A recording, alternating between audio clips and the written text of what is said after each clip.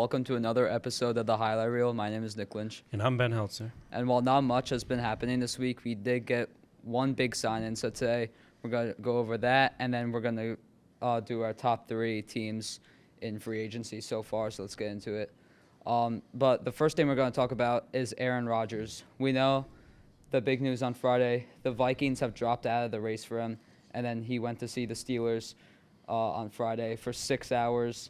But you think this could be a move that Aaron Rodgers could go to the Steelers this year? If I'm being honest, as far as the Vikings go, I really never thought that he was ever going to go there, even though they were technically like in the race. I just always knew that he wasn't going to end up there. As far as Pittsburgh, I think that's probably the most likely landing spot for him right now. But I feel like wherever he goes, it's just not going to be good because he proved with New York, even though he was injured for that first season, he proved that he can't really do anything of significance anymore. You know, he's not getting any younger. I feel like he just needs to retire at this point. I mean, if I were him, though, I would want to go to Minnesota. I think that Minnesota has the right weapons for him that the Jets didn't. And I think that he could finish his career off with the Vikings. But, you know, the thing is, like, he needs to make a decision soon. This is not, or else he's going to sign with no team this year. Yeah, he needs to just go somewhere that's going to benefit him and the team. Like, I just don't think Minnesota, going out and getting him would be the best thing for them.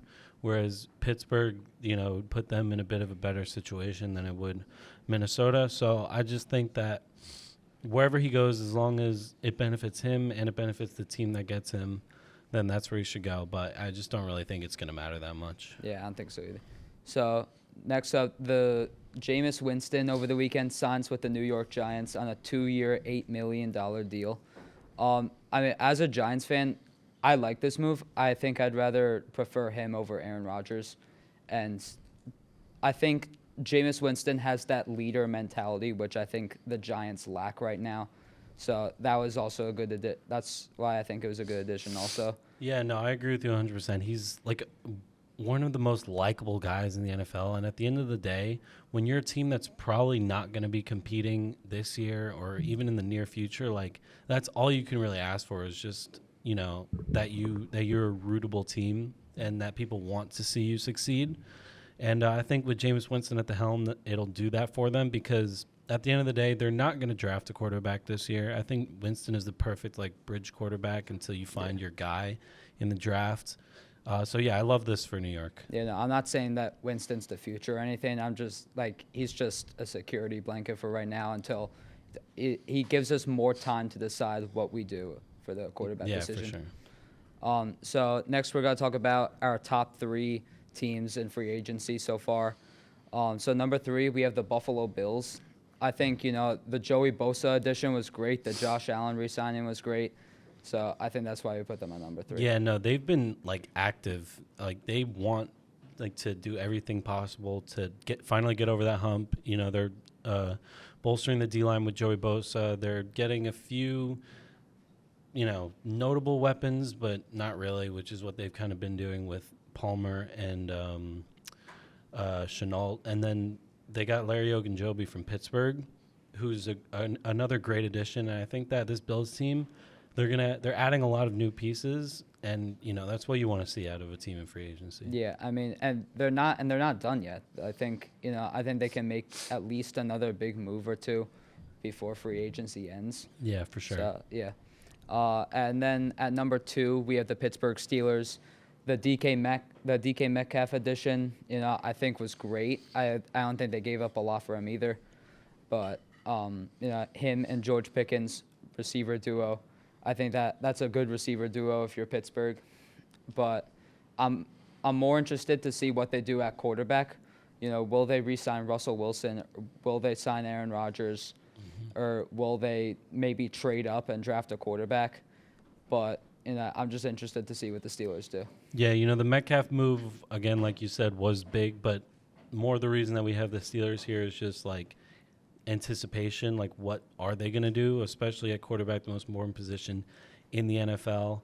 But Like you said, DK Metcalf and George Pickens are an absolutely insane wide receiver duo, and it's something that could potentially bring like some explosiveness to the Steelers' offense, which is something that they've been lacking over the past few years. But moving on to number one, it's actually DK Metcalf's former team, the Seattle Seahawks, and they've been on fire. Yeah, the Seahawks have been very busy this offseason.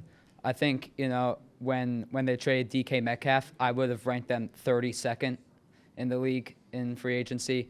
But that Sam Darnold edition, the Cooper Kupp edition, I mean that's a great comeback to when you let go of your star receiver like that. And I think the Seahawks can do some damage. I think they could go for that NFC West title. I mean, you saw their division rivals. I mean, San Francisco didn't have a great offseason. The Rams, even though they got Devontae Adams, I still think Seattle can compete with them. And then Arizona, who's not much of a threat every year. Exactly. I think that they did the perfect thing for the position that they were in. They didn't try and get too crazy. They just got a great veteran receiver, which is something that they need, especially losing Tyler Lockett. And then, they went out and replaced their quarterback, which sometimes you need to do. They've had Geno Smith. They've been riding with him for a few years. They haven't really gotten anywhere notable. So why not try something new? Like Sam Darnold, he's proven himself on the Vikings, and he might be what Seattle needs to, get somewhere.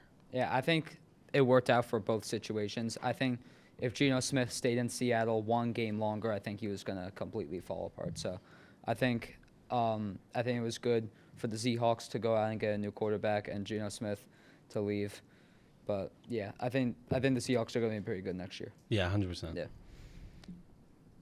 Well, that's it for us on the NFL. But up next is me and Smitty talking about the NHL.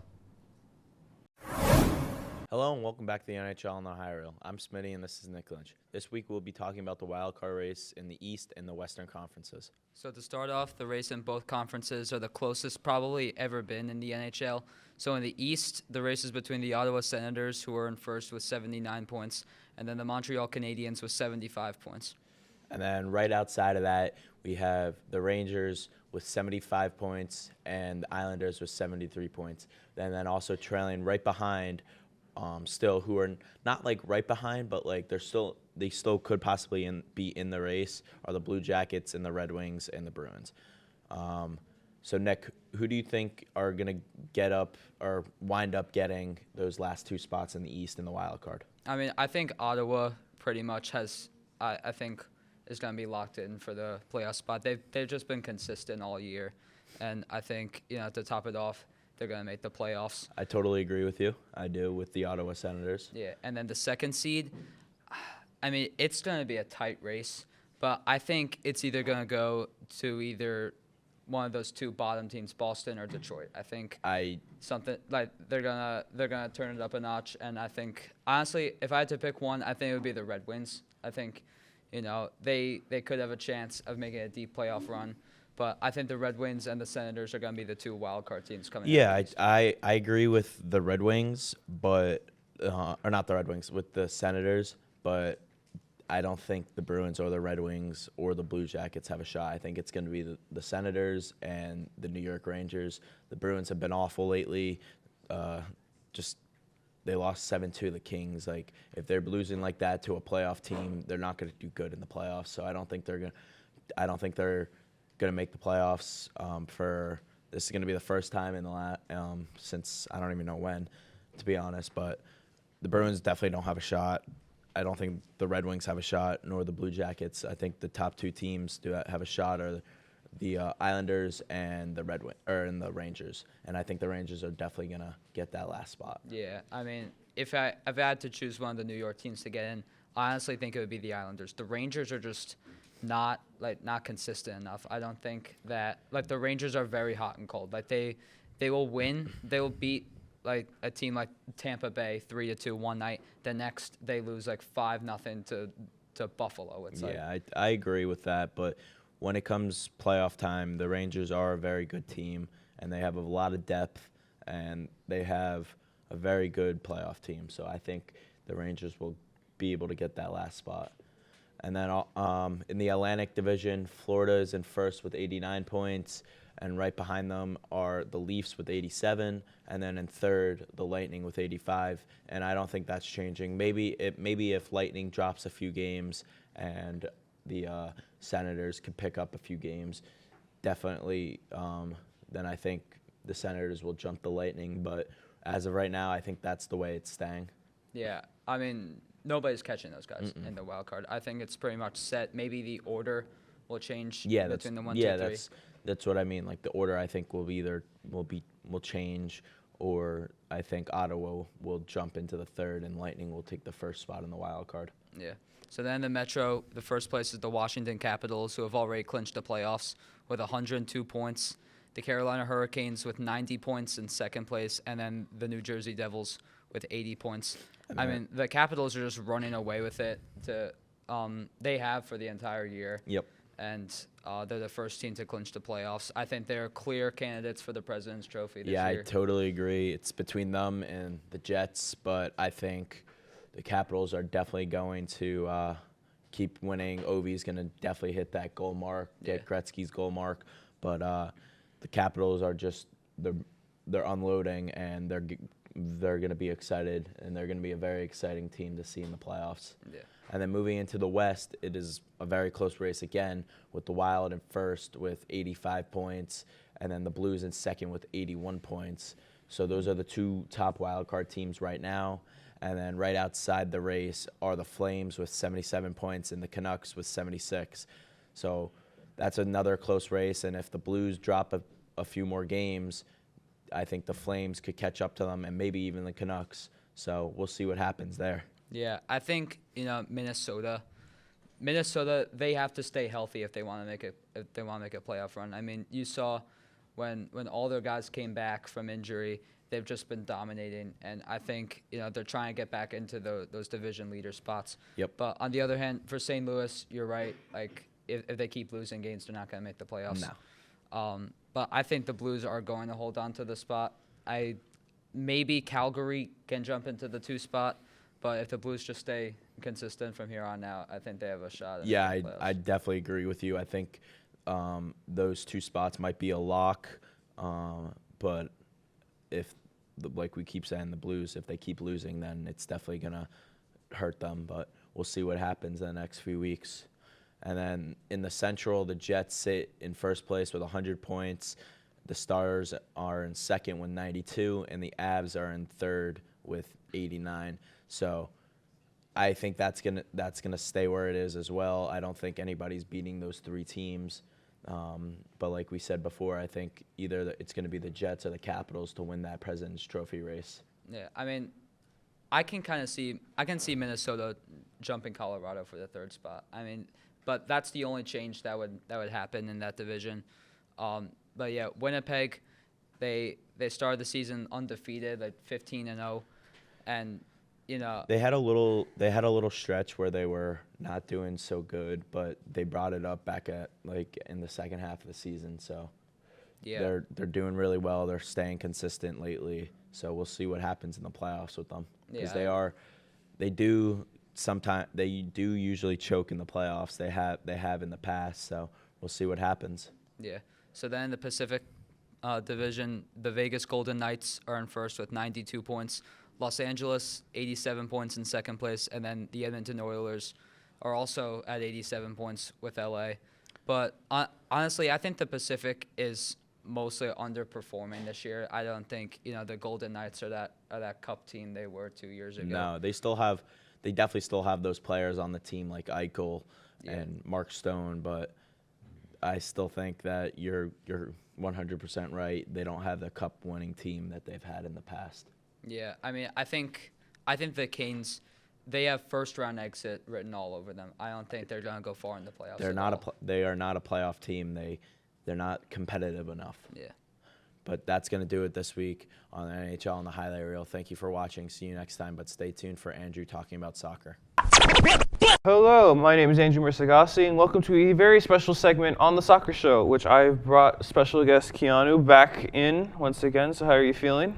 Thank you so much for having me. I'm feeling really good. This week has been really good week for soccer. There's been a lot of international games. Yeah, there's been a lot of international games. Now, before we get started, there was no Premier League this time as it will return April 1st. And like I said before, Champions League won't return until April 8th. So we have the South American qualifiers to give us a break, say at least. So for this, we have Brazil versus Colombia, which was a Brazilian victory. This was a pretty good victory as Vini Jr. proves that he's very good on the Brazilian team. So what are your thoughts on that? Because Vini Jr., when it comes to the Brazilian team, doesn't show that much power, unlike powerhouse attack on Real Madrid. Yeah, I mean, I completely agree. Like, Brazil have really good players, and I feel like Rafinha and also Vini Jr., you know how like they have the rivalry Real Madrid versus Barcelona? Yeah. And then they're also in the same team in Brazil. I feel like they have their okay chemistry in Brazil, but like there might be a little few things because they're on different club teams. Yeah, that's true. I could definitely see that. But Vini Jr. is shown to be a hero because they were able to score last second with 2-1 because Luis Diaz scored the equalizer. I feel like Luis Diaz in Colombia has been doing well. He's proved in the Copa to bring the team almost near victory, but Argentina won that year. So we'll see at least. It would be a crime if I didn't cover these games because I'm Ecuadorian. So we go to Ecuador versus Venezuela, which was a 2-1 victory. Valencia, MVP of Ecuador, were able to score twice in the 39th and 46th minute. In my opinion, he's carrying the team, and he really brought Ecuador to the quarterfinals against Argentina, giving them a run for their money, mind you, but lost the penalties. Yeah. So I see Ecuador actually going up in the ranks of this. They qualify. I see them doing very good. Yeah. Their next game against Chile, literally nothing happened. It was a nothing game. Literally 0-0, nothing happened.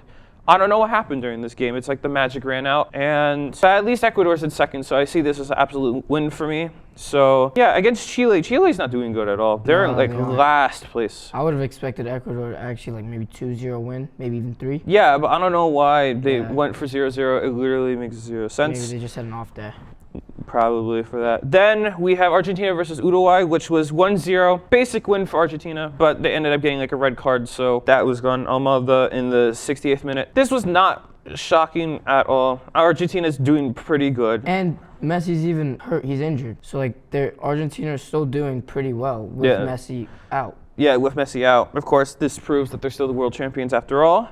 Now we get to the real meat and potatoes, and the reason why we have this back here. Argentina versus Brazil. 4-1 victory for Argentina. It's incredible, 4-1. Not only did this make them qualify, but this really showed that even without Messi or Lautaro Martinez or Di Maria, because Di Maria is retired sadly, it is shown that they can still be a powerhouse and win. 4-1 is pretty big. And against the powerhouse of Brazil? Yeah, they had Vini Jr., Rafinha, Endrick, and others. They could not do anything, even though they scored 1 goal. But I'll get to that 1 goal because I feel like that 1 goal shouldn't happen. But let's look right here as we get to around the 4th minute here. Around here, first goal we have, Julian Alvarez scored around the 4th minute. I could see Alvarez here being the future of Argentina guaranteed. He's still young. Yeah, he's a nice young player. Nice young player. He went to Atlético Madrid. He is the future if Messi eventually retires because he's doing very well. Just look at this. They started a quick free kick and like they went around. I don't understand. Like look at that play. Yeah, they constantly launch the ball throughout this entire game. It's incredible. And then the pass and then he makes it. I'm sorry, but like the entire game, the Brazil defense was fast asleep this entire game. I don't understand. They were asleep. Like this. They should have won the ball 2 against 1. Yeah, that's an easy win. Brazil in the beginning they were like half asleep. I have to say that because they couldn't really do anything. And of course, that's the first goal with Julian Alvarez. Then we move on to the second goal. This one again. Yep. Poor defending. Poor defending. They launched the ball. Look at goes that. across. Even that one player accidentally kicked it. I don't. The Brazil was just having an off day, I guess. Yeah, not really doing that good. Let's see the replay. It's just fascinating that the defense is not really going. Even with Vini Jr. over there, it doesn't even show. So look at this. He ran through they were passing it back, and then that's when they decide to push up. And then look how when they cross it over, Yeah, they're making like look at fast this play. plays. No one watching this player, and then look at that. Yeah, that one mistake. They left him wide Yeah, open. look. That one mistake Yeah, he should have cost it. Yeah, indefinitely. Should have had that. You should have had that. Should have had it. Look, another angle here. Made it in. So next we have, oh God, I think the next one is embarrassing on Argentina's part. This right here, this was embarrassing, I have to say. Casually just passing around the back. Yeah, and then out of nowhere, one of the Brazilian players has an What idea. a step. They stole it, and Martinez, he Oh. couldn't read it. Martinez couldn't read it. That's poor defending too. It was. But I will have to say this. Martinez, to me, is a very good goalie. And if he realizes one mistake, he fixes it throughout the entire game. Yes. So, again, this was a poor mistake. Again, I'll count this as a pity goal because literally, to me, that's what it is. Hey, he almost had that. He almost had it. But then That what was one he doing? shove. Like he turned back, but he didn't like get rid of the ball. And then Yep. good shot, bottom right corner. Bottom right-hand corner, giving 2-1. There was a lot of fighting in this game. Yes, there were a lot of fouls. A lot of fouls. There was constant fighting. And here's the goal by McAllister. Oh, what a run! And he kicks it in. McAllister is also good, a midfielder in Liverpool. Yeah. So, very good goal. But This 3-1 already in 36 minutes. Yeah. But again, the Brazilian defense were again sleeping. Yeah, coming from Brazil. Starting from a corner. Started from a corner. They were waiting their Cross. chance. Launches it. Brazilian player launches it even farther. And look at the run he makes. Like, why wasn't there a player following him? Yeah. Just Like, that's your goal as a center back. Like to Fernandez follow all the kicks runs. it, gives it to Oh, it's McAllister, such a good goal, right and over then the goalie. right to the goalie. Very close too. In this shot, very close to hitting the goalie's face. Look, that was very close. If he didn't block it with his hands. Good goal. That was a Very good goal. Yeah. Of course, then there is the last one. Actually, no, the attempt by Julian Ooh. Alvarez. Very close one. That was a good save by the keeper though. Yeah. See, what was the defender doing? Yeah, he casually launched it, but the goalie tapped it once. I think it was around here. Oh no, this is where the yellow card came out. Yeah, this is when they The were. coach too was like non-reactive. If we go to where Scarzoni was, where he constantly saying like, "Oh, do this, do that." Yeah. All this Brazilian coach did was just stood give there the with- face. He just stood there with his hands behind his back. Like the entire time. It's embarrassing. I don't know why he kept doing that. Like, look at that. Like another attempt. You can't let those runs happen. The Brazilian players should be there to, like, There's only the three. defender right there, the right back. He should have been there to follow that run. He just stood there. Yep. Here it is, number 17. He was very good in this game too. I'll have to give him that. I think overall Argentina had a really. It was Wow. it was a very good game. And DePaul, I have a bone to pick with DePaul, and it's all for the wrong reasons. If there's any argument with DePaul, he will always initiate it. This goal here, like I thought it was a miss. He made it in. Wow. That was incredible. Out of nowhere. I thought the ball was just going through. No one was going to get there. I thought Brazil was going to recover it, but no. Honestly, when I saw this live, I actually thought that like, oh, they wasted a goal opportunity. Yeah, if you take a look, if the replay shows, Yeah, here. you'll see how bad this through ball was. He was supposed to find that player. Yeah, he Look at was that. too close. But then he's so lucky he had that other player. But then the Brazilian defense once again Yeah. goes and messes up for them. Or maybe this was because of offside, because he was a little too close, as you could tell. Maybe. Yeah. So But that was a McAllister good knew what shot. he was doing. That's number 20. He stopped because he knew he was too far. He couldn't shoot it. Then came in number 17, goal. and he came right in. Marquinhos just stands there. Yep. And mostly that's it, because nothing else usually happens. Brazil tries, or actually no, the DePaul goal. The one time that I thought DePaul was going to make it 5-1, and he didn't do it. Instead, he did this. Oh, what a save. It was such a save. What a Oh, no, that was save. by Padres. Sorry. He could have made it 5-1 if it wasn't for him. But Yeah. there was another one made by DePaul in which he would have shut the entire mouths of the Brazilian team because he was Yo, that was going top right. that was going That top was, right. whew, was a good shot, good save. Another save by the Brazilian goalie. And I think this is where I mentioned the DePaul goal was if he made it 5-1.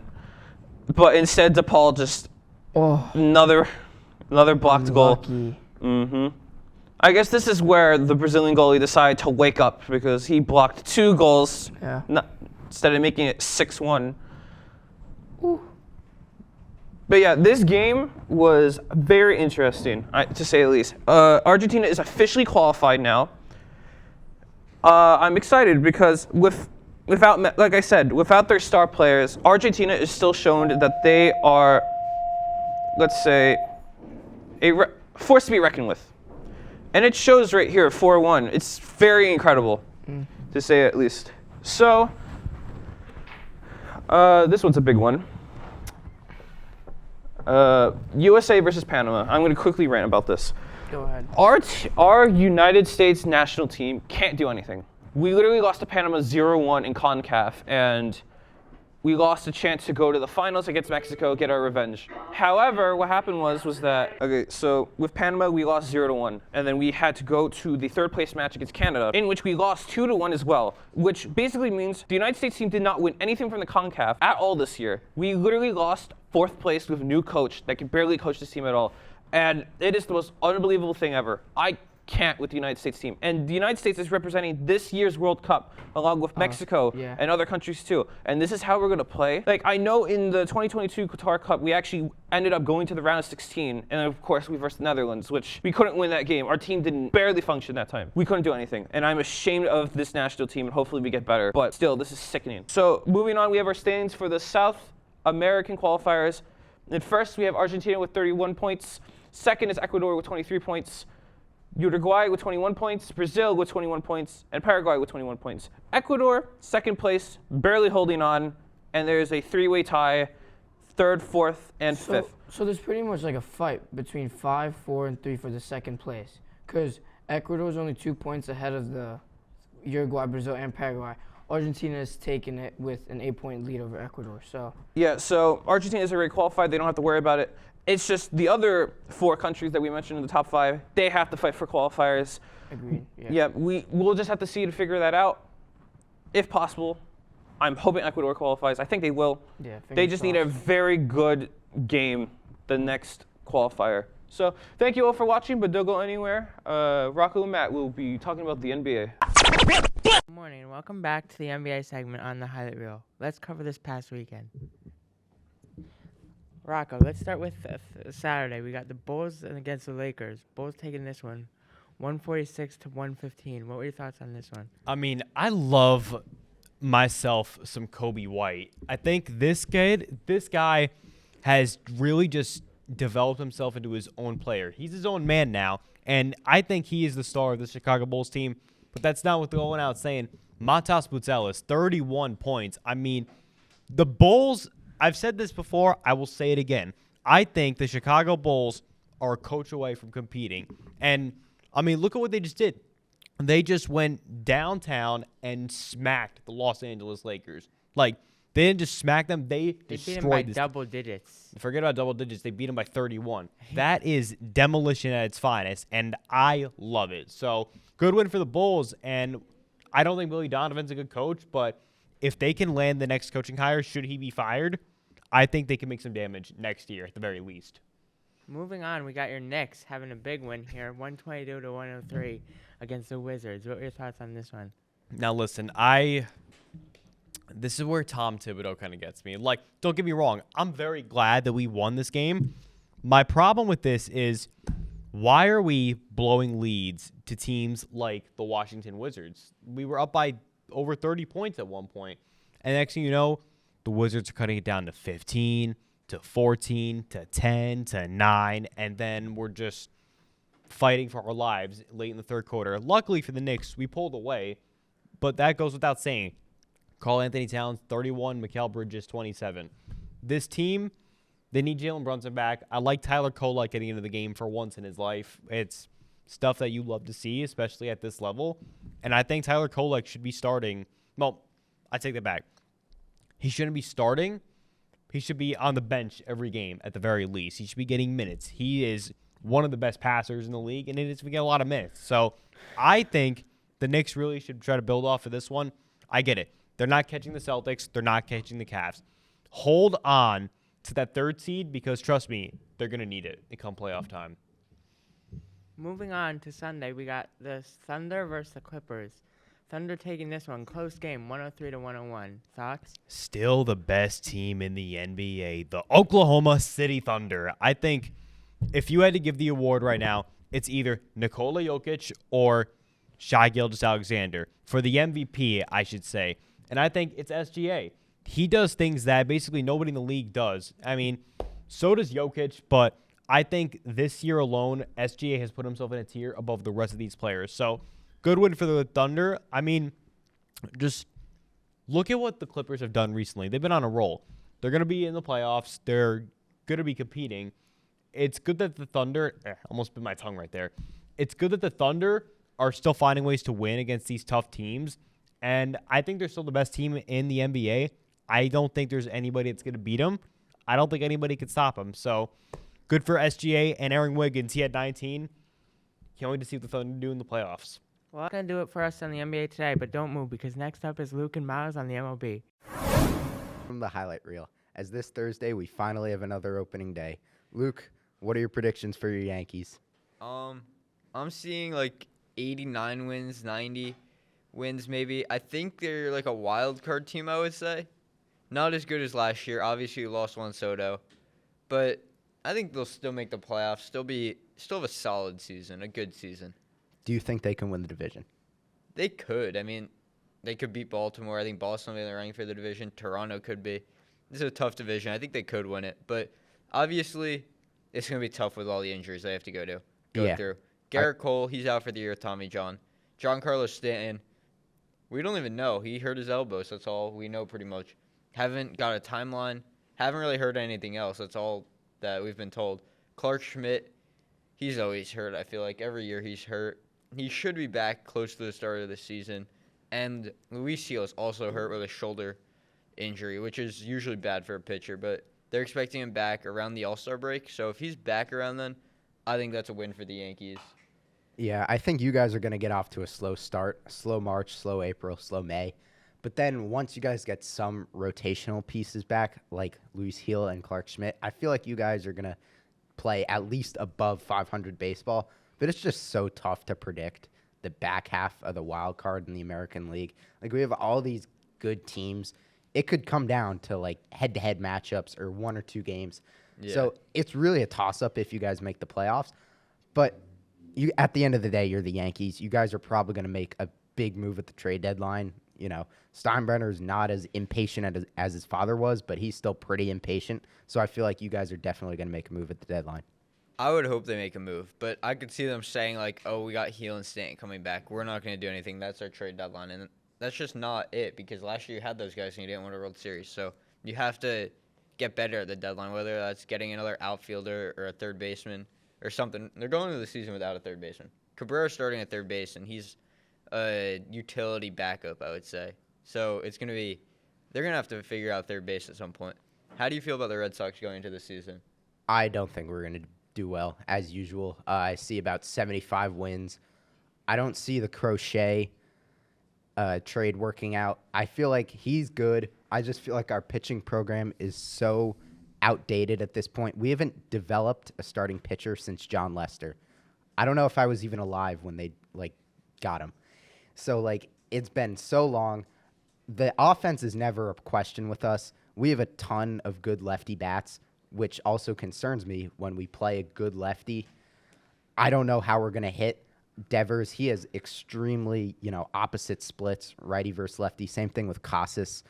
I like our young talent. Obviously, we have the three prospects coming up. Marcelo Mayer, Christian Campbell. He made the opening day roster. I'm really looking forward to him.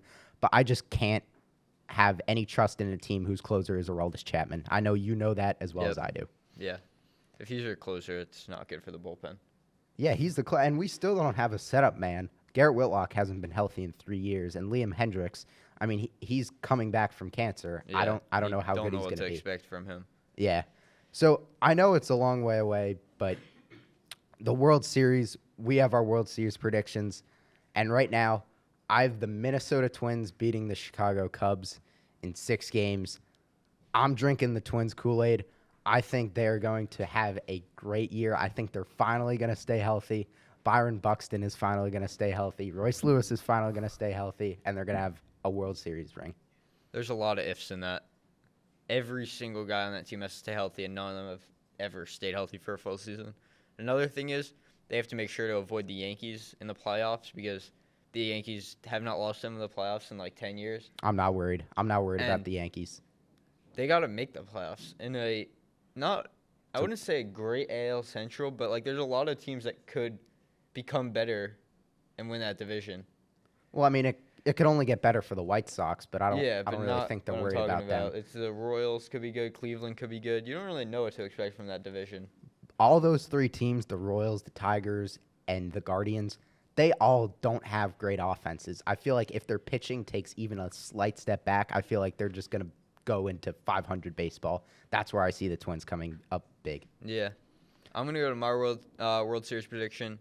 It's a lot more obvious. I'm going to take the Dodgers. I mean, repeat champions. I haven't beaten the Cleveland Guardians in 5. I just don't see how you beat the Dodgers. I really don't. Like, last year they won a World Series without much pitching because a lot of injured pitchers.